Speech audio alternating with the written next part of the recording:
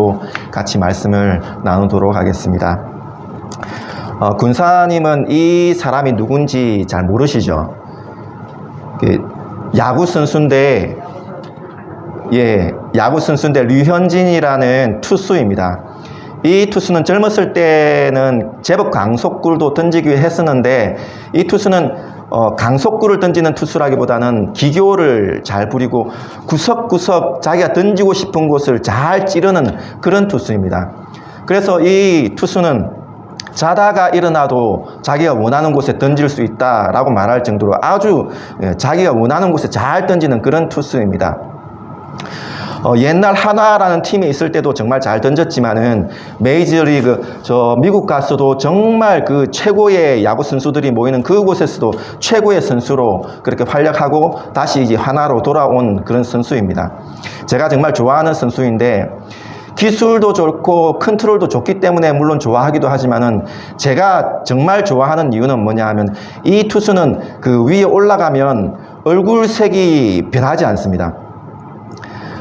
투수가 던지다 보면 그 수비수들이 실수하기도 하고 공을 놓치기도 하고 잘못 던지기도 하고 이러면 점수를 내주고 하거든요. 그럼 투수 입장에서는 내가 잘 던졌는데 수비가 실수를 해서 점수를 내주고 하면 화가 나잖아요. 혹은 또 내가 이렇게 잘 던졌는데 심판이 스트라이크를 불러주지 않고 볼을 부르면 화가 나잖아요. 그런데도 이 류현진 선수는 얼굴 표정 하나 변하지 않습니다. 늘 그 무표정한 그 표정이고, 그리고 화를 내지 않습니다. 절대 화를 내지 않습니다. 저는 그 류현진 선수의 그 모습이 정말 잘한다, 정말 칭찬할 만하다라고 그렇게 생각합니다. 그래서 우리나라에서도 정말 잘 던졌지만은 미국에서도 정말 잘 던지고 다시 돌아왔습니다. 이 선수가 이렇게 훌륭한 선수다라고 말할 수 있는 것은 정말 그런 어떤 마음 자세, 심성, 이런 어떤 성품에서 나오는 것 아닐까라고 생각되어지고, 이런 성품, 이런 실력이 언제 길러졌느냐라고 생각하면 옛날 이 류현진 선수가 하나의 팀에 있을 때에 하나라는 팀이 늘 꼴찌였습니다. 늘 꼴찌하면서 잘 던져도 타자는 치지도 못하고 수비수들은 실수하고, 그래도 이 류현진 선수는 얼굴 표정 하나 변하지 않고 무뚝뚝하게 늘 자기가 맡은 일을 열심히 하면서 내가 더 잘 던졌어야 됐다면서, 내가 더 잘 던지면 된다라면서 그런 말을 하고 정말 이렇게 훌륭한 그런 어떤 모습들을 보여줬습니다. 그것이 이 류현진 선수의 인격과 혹은 또 그 실력을 훌륭하게 만든 그런 계기가 아니었나 그렇게 생각합니다. 2002년도에 축구 월드컵이 있었죠. 그 월드컵 때 정말 우리가 정말 흥분하여서 열심히 응원했었는데, 그때 감독이 히딩크 감독이었습니다. 우리나라 언론이나 우리나라 사람들은 그때 당시에, 지금도 그렇지만은 우리나라 축구 선수들은 체력은 있는데 기술은 없다라고 생각했습니다. 그런데 이 히딩크 감독은 그 반대로 생각했습니다. 우리나라 축구는 기술은 있는데 체력이 없다. 유럽 선수들을 맞아서 이렇게 싸울 만한 체력이 없다. 힘이 없다라고 생각했습니다. 그래서 열심히 체력 운동을 시켰습니다. 그때 막 언론들이 히딩크 감독을 막 공격했습니다. 아니, 우리나라 기술 훈련을 시켜야지 왜 그 체력 훈련을 시키냐면서 막 공격을 했습니다. 그때 시범 경기를 하면서 5대0으로 지고 이러다 보니까 그때 당시 히딩크 감독의 그 별명이 5대0이었습니다. 그래도 이 히딩크 감독은 꾸준하게 그 선수들의 체력 훈련을 시켰습니다. 그리고 실제로 월드컵이 열리고 시합을 하는데 1승, 2승, 1무 이렇게 2승 1무를 해서 16강까지 가게 됩니다. 한 번도 가본 적이 없는 16강까지 가고 8강도 가고 4강도 가고 4강까지 가는 그런 놀라운 그런 성적을 내게 됩니다. 그때 당시에 선수들이 그 운동장에서 뛰는 모습을 보면 정말 피 터지는 그런 모습을 봅니다. 찢어지고 이마가 찢어지고 피를 철철 흘리고 하는데도 붕대를 감으면서까지도 그렇게 뛰고, 그리고 쥐나고 탈진하는데도 불구하고 다시 힘을 내서 싸우고, 정말 전쟁과 같이 피 터지는 그런 모습을 보게 됩니다. 그때 그 운동장에 꽉 차 있던 그런 응원석에 있던 사람들, 응원을 막 하죠. 힘내라고 북을 치면서 꽹가를 치면서 탕탕탕탕탕 대한민국 하면서 막 응원을 하니까 그 힘이 없던 그 선수들도 다시 힘을 얻어가지고 막 싸우고, 그때 그 응원을 하는 사람들을 12번째 선수다라고 그렇게 말을 했었죠. 그렇게 응원을 하고 열심히 응원을 하고 선수들도 열심히 뛰고 해서 4강 4등까지 되죠. 정말 한국 역사상 있을 법하지 않은 그런 성적을 거뒀죠. 오늘 이 성경을 보니까 우리가 믿음으로 살아간다는 것, 믿음으로 살아간다는 것이 마치 이렇게 경주하는 것과 같다, 마치 운동장에서 경기를 하는 선수와 같다라고 표현을 합니다. 선수로서 우리가 열심히 경기를 하기 위하여서 뭐 어떻게 하라고 하죠? 오늘 말씀에서 1절에서 믿음의 경주를 하는 우리가 뭘 하라고 하죠? 먼저 첫 번째는 벗어버리라라고 하죠. 벗어버리라고 하는데 뭘 벗어버리라고 하죠? 죄를 벗어버리라고 해요. 그 여자 선수 중에서 달리기 선수인데, 100m 달리기 선수인데, 손톱을 이만큼 이렇게 기르고 막 치렁치렁 해가지고 이렇게 달리는 여자 선수가 있었어요. 1등 해버려요, 근데. 야, 어떻게 저렇게 치렁치렁하게 달고 이렇게 달리는데도 어떻게 1등 할 수 있을까 하는데 1등을 해버렸더라고요. 그런데 그 뒤에 보니까 또 막 성적이 떨어져가지고 1등 못하고 막 그러다 보니까 나중에는 이게 다 달고 있던 거 다 떼버리고 머리 치렁치렁한 것도 다 정리하고 그 다시 마음을 다시 잡고 이렇게 달려서 나중에는 또 1등을 하더라고요. 우리가 믿음의 경주를 할 때, 믿음으로 달리기를 할 때, 선수로서 달릴 때 제일 먼저 해야 될 게 뭐냐면 벗어버려야 되죠. 죄를 벗어버려야 되는데 이 죄라는 것이 우리를 달리지 못하게 만드는 거죠.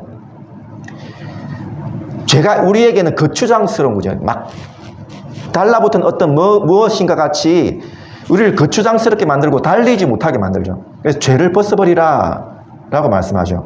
또 두 번째는 뭐라고 하냐면 인내하라 라고 말씀하죠. 류현진 선수와 같이 화가 나도 짜증이 나도 참고 인내하라. 표정을 변하지 말고 이렇게 인내하라. 우리가 제일 조심해야 될 게 그거예요. 화내지 않는 것. 화내면 지는 거예요. 화내면 지는 거예요. 화내지 않는 것, 짜증내지 않는 것, 불평불만하지 않는 것.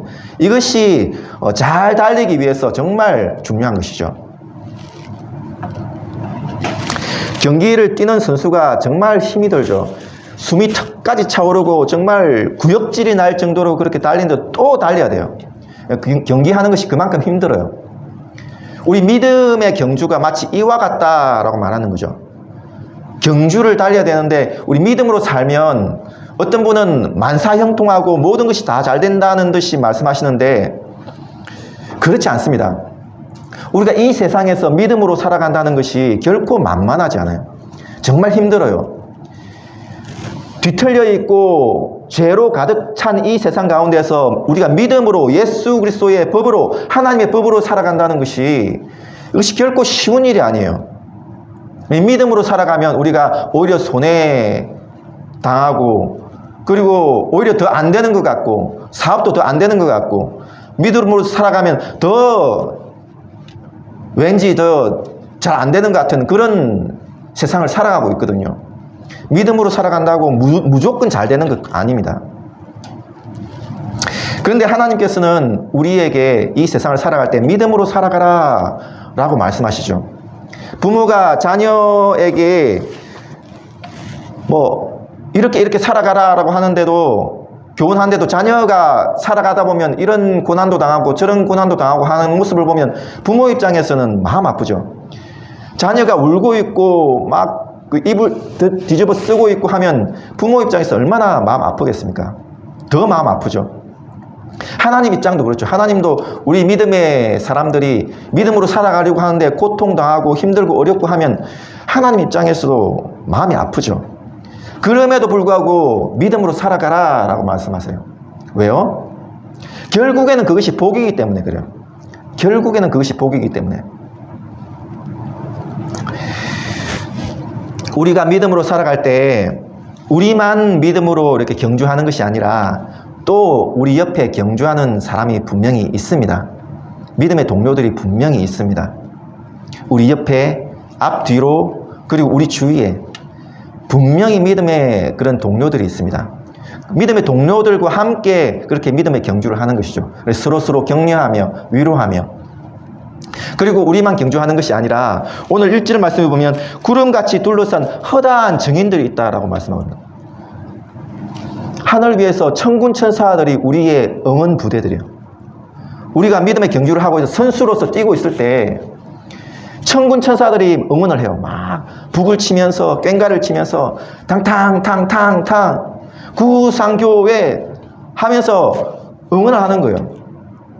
뿐만 아니라 구름같이 허다한 증인들, 우리보다 먼저 올라갔던 그 선진들이 우리를 응원하고 있어요. 지금도 응원하고 있어요. 그리고 우리 성경책을 보면, 성경 안에를 보면 소리 없는 함성으로 가득 차 있어요. 성경에는 소리가 없어요. 그러나 그 안에 자세히 보면 함성들로 가득 차 있어요. 다니엘과 세 친구가 우상에게 절하지 않으면 또 그렇게 하나님께 다른 신에게 기도하면 내가 사자굴에 던져 넣겠다, 뭐 저 풀무불에 던져 넣겠다 하더라도 이 다니엘과 세 친구가 끝까지 믿음으로 하나님께만 충성을 보일 때, 그때 위에서 와, 다니엘과 세 친구가 믿음으로 이겼다 라고 하면서 함성을 지르는 거죠. 스데반 집사님이 그렇게 설교하면서 다른 유대인들이 돌로 쳐서 죽일 때에 그때 스데반 집사님이 하늘을 쳐다보니까 예수님이 벌떡 일어난 거예요. 예수님이 벌떡 일어나는데 천군 천사들이 가만히 있겠어요? 천군 천사들이 팍 일어나겠죠. 예수님이 일어나셨네, 일어나겠죠. 다른 증인들도 일어나겠죠. 일어나서 스데반 집사님이 믿음으로 승리했다라면서 함성을 막 지르겠죠. 성경에는 이런 함성들로 가득 차 있습니다. 이 성경 말씀을 보면서 그 함성 소리를, 그 응원의 소리를 듣는 것이죠. 그래서 우리가 믿음으로 살아갈 때에 물론 힘들어요. 어렵고 힘든데, 그런데 그런 응원 소리를 격려 삼아서 또 우리 주위에 있는 믿음의 동료들의 그런 위로와 격려를 통하여서 위로받고, 그러면서 우리는 다시 믿음의 길을 걸어가는 것이죠. 그래서 죄를 벗어버리고 그리고 인내하면서 이 믿음의 길을 걸어가는 우리가 되어지기를 주님의 이름으로 축복합니다.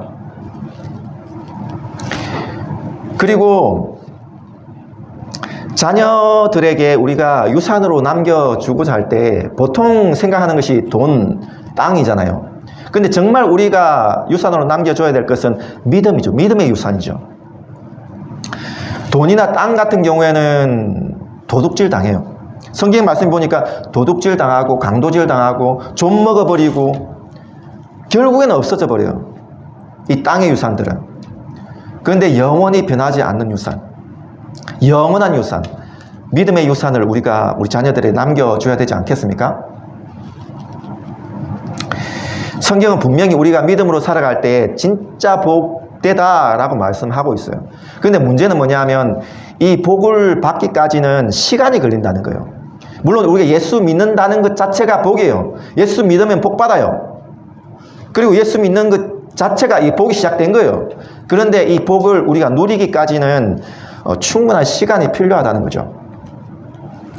무슨 말이냐 하면 돈 많은 게 복이 아니에요. 좋은 집, 좋은 차가 복이 아니에요. 높은 곳에 올라가는 것이 복이 아니에요. 그리고 나에게 생긴 어떤 문제, 어려운 문제들이 빨리 해결되는 것, 그것이 복이 아니에요.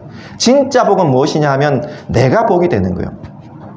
내 말이 복이고, 그리고 내 생각이 복이고, 내 인격이 복이고, 내 삶이 복인 거예요. 예수 믿는 것 자체가 복인 거예요. 그래서 내가 복이 되는 것, 그래서 내가 복이 되기까지는 충분한 시간이 필요한 거죠. 나는 이미 복이지만은 또한 복으로서 누려가기까지는 시간이 필요한 것이죠. 오늘 말씀에 보니까 뒷부분에 이렇게 징계라는 단어가 나오죠. 이 징계라는 단어는 뭐냐 하면 또 다른 말로는 교훈 혹은 훈련 이런 뜻이에요. 하나님께서 우리를 징계하신다라는 말씀은 하나님께서 우리를 훈련하신다 그런 의미죠. 우리가 이 땅 가운데 살아가면서 믿음으로 살아가고자 할 때에 하나님께서 훈련하신다라는 거죠. 우리가 성공을 하면 우리가 모든 것을 다 가질 것 같고, 성공하면 우리가 잘 될 것 같은데, 근데 실제로는 그렇지 않아요. 어떤 예수 믿지 않은 사람이긴 한데 어떤 사람이 아주 좋은 말을 했더라고요. 보니까 사람들은 엘리베이터 타고 올라가기를 좋아한다고, 계단으로 올라가는 것보다 엘리베이터를 타고 올라가는 것을 좋아한다고, 나도 엘리베이터 타고 올라가는 것을, 빨리 그렇게 올라가는 것을 좋아했다고. 아, 너 정말 잘한다, 너 정말 천재다, 야 진짜 너 최고다 하는 그런 말을 듣기를 좋아했고, 그리고 빨리 올라가기를 좋아했다고. 그런데 그렇게 빨리 올라가면 한번 실패하고 한번 떨어지면 낭떠러지로 떨어진다고. 그런데 계단으로 이렇게 한 걸음 한 걸음 올라가면 떨어지더라도 몇 계단 아래라고. 그래서 다시 일어섭니다. 다시 올라가면 된다. 사람들에게 있는데 내가 미워하는 사람을 실패하는 인생으로 만들고 싶다. 그러면 가서, 야, 너 정말 잘한다, 최고다, 너 진짜 천재다, 너 진짜 최고야, 야 어떻게 그런 생각을 할 수 있어, 어떻게 그런 일을 할 수 있어 하면서 칭찬하면 된다고. 그러면 그 사람은 망하게 된다고. 예, 정말 그렇습니다. 결국에는 교만이 패망의 선봉이죠. 우리가 성공하면 좋죠. 성공하면 좋은데, 그런데 진짜 중요한 것은 뭐냐면 성공을 통하여서 무엇을 배우느냐는 거예요. 근데 성공을 통하여서 많이 못 배워요. 오히려 실패와 좌절을 통하여서 더 많이 배우죠. 실패와 좌절을 통하여서 뭘 배우죠? 아, 우리 인생이 내 마음대로 되는 것이 아니구나, 내 인생을 내가 이렇게 조정할 수 있는 것이 아니구나, 우리 인생이라는 것이 참 한계가 있구나 라는 것을 배우죠.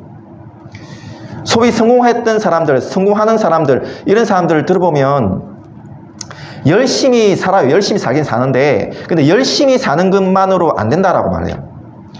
대부분의 사람들이 하는 말이 뭐예요? 운이 있어야 된다. 운이 따라줘야 성공한다라고 말하죠.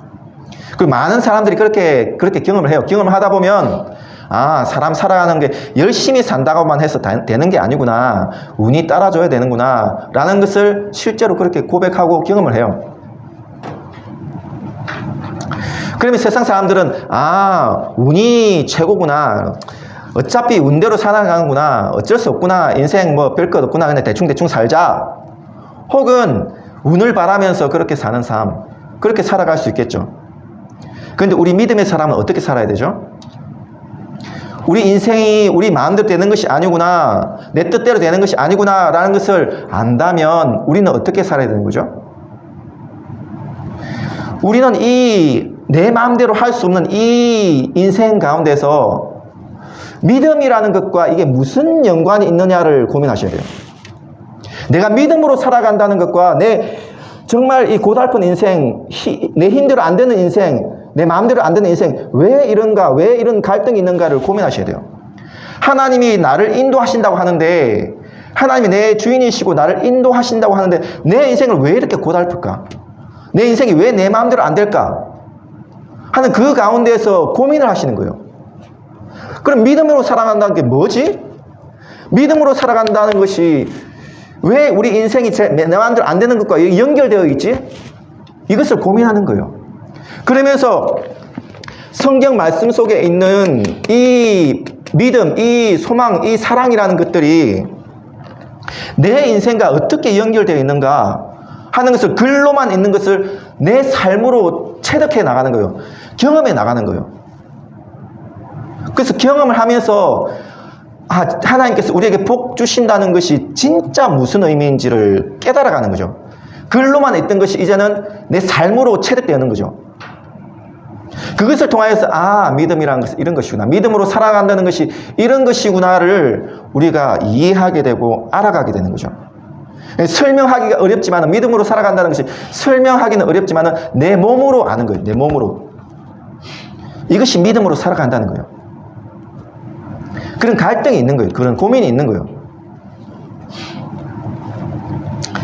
자녀들이 울고 슬퍼하는 모습을 보면서 부모가 오히려 더 고통스러워 하듯이 하나님도 우리 자녀들을 보면서 힘들어하죠. 이 세상 가운데서 고달파하고 힘들어하고 믿음으로 살아가는 것이 얼마나 힘든가 하는 것을 하나님도 아파하시죠. 이스라엘 백성들이 바벨론으로 잡혀갈 때 마냥 하나님께서 기분 좋으셨을까요? 오히려 하나님도 아파하시죠. 그런데 바벨론으로 갈 필요가 있었던 거예요. 충분히 그럴 만한 이유가 있는 거예요. 그래서 그 시간들을 하나님께서 이스라엘 백성들에게 허락하시는 것이죠. 오늘날 우리도 마찬가지예요.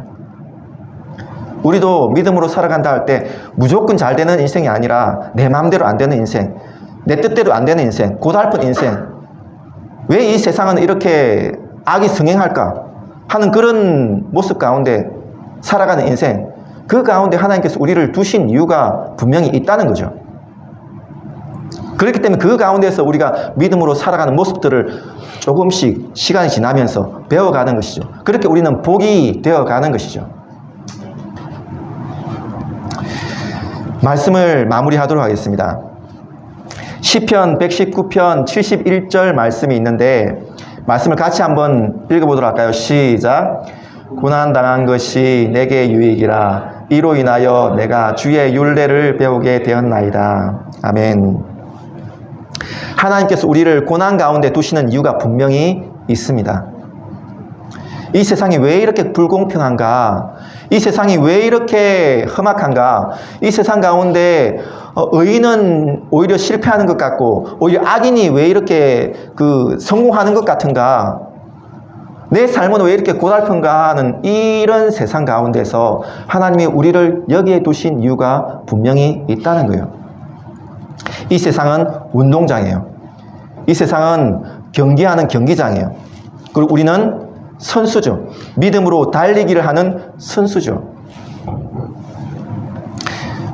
믿음의 선수는 믿음의 선수답게 죄를 벗어버리고 우리 몸을 홀가분하게 만들고 뿐만 아니라 인내하면서 경주를 하셔야 돼요. 이것이 우리가 이 땅 가운데 살아가는 모습인 거죠. 믿음으로 살아간다는 모습인 거죠. 그리하여서 하나님께서 우리를 이 땅에 두신 이유를 알면서 하나님의 학교에서, 하나님의 이 세상의 학교에서 우등생이 되시길 바랍니다.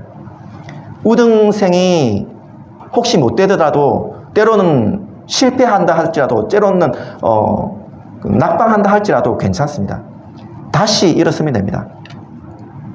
그리고 우리와 함께하는 여러 믿음의 사람들이 있다는 것을 잊지 마십시오. 뿐만 아니라 하늘에서 수없이 많은 구름과 같은 그런 증인들, 우리의 응원 부대들이 있다는 것을 잊지 마십시오. 성경 안에서 소리 없는 함성으로 우리를 응원하고 있다는 것을 잊지 마십시오. 그래서 끝까지 믿음의 경주를 하셔야 됩니다. 그리고 믿음으로서 승리하셔야 됩니다. 악이 승행하는 이 땅 가운데서 선이 악을 이긴다는 그런 믿음으로 그 믿음을 살아내시는 우리 모두가 되어지기를 주님의 이름으로 축복합니다. 456장